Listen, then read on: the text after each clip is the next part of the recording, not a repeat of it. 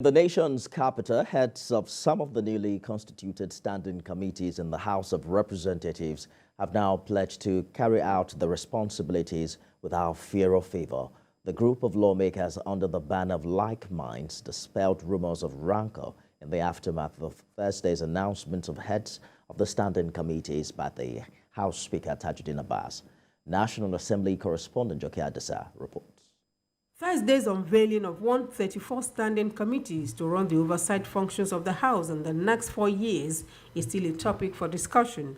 The inauguration of the committees by Speaker Tajuddin Abbas ended weeks of speculations and anxiety.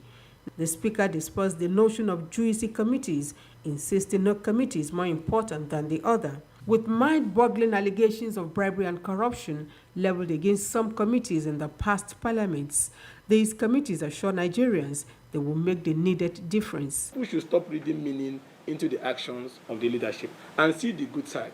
The most important thing is that we have a leadership that have included everybody. You have a leadership that made a selection based on competence, based on capacity, based on geographical interest, based on inclusion. They also commended the Speaker and his deputy for the even distribution of positions across political parties.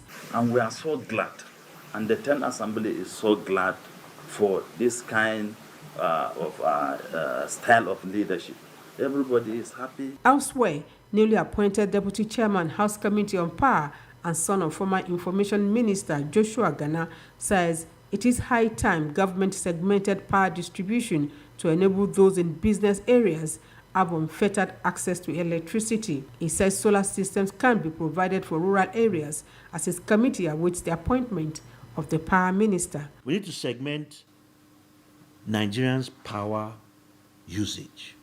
For the industrial areas, people that want to go into production, base load power at whatever amount, it will always be cheaper than you buying generators using diesel or any other form of fuel.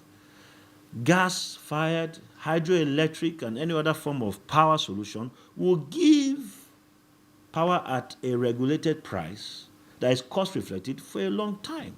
These lawmakers are convinced the Speaker chose right, and their words of assurance are that they will not only keep the flag flying, but also raise the bar through diligent oversight function in months and years ahead.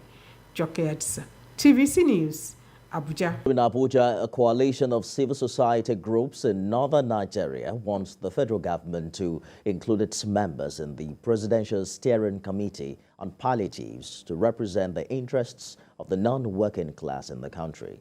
The group also wants government to introduce an affordable transport system, alternative means of energy, and review workers' salaries as part of measures to cushion the effect of petrol subsidy removal on Nigerians. Helen Osamide Akins has more. This is not the best of times for most Nigerians with the increase in the cost of living. Just as Nigerians are trying to adjust to the hike of pump price from 195 naira to 540 naira, they were faced yet with another increase. To cushion the effect of the subsidy removal, the federal government set up a committee to work out palliatives. But this network is worried that common Nigerians who are not members of the Nigerian Labour Congress are not represented in the committee. They want the government to include civil society in the committee to represent the interests of other Nigerians. The Presidential Committee only has representative of the Nigerian Labour Congress, and Nigerian Labour Congress is the umbrella organization of Nigerian workers, meaning the common man is not represented in the committee. That is why we are calling on the government to involve a civil society in that committee, meaning when you have the civil society, the interest of the common one, those percentage you mentioned that are not working, their interest is protected there. That is when we start talking about the farmer, the layman, the artisan, and so on and so forth. They also want the federal government to facilitate a process of ensuring effective and efficient synergy and coordination between the various security agencies for effective fight against insecurity.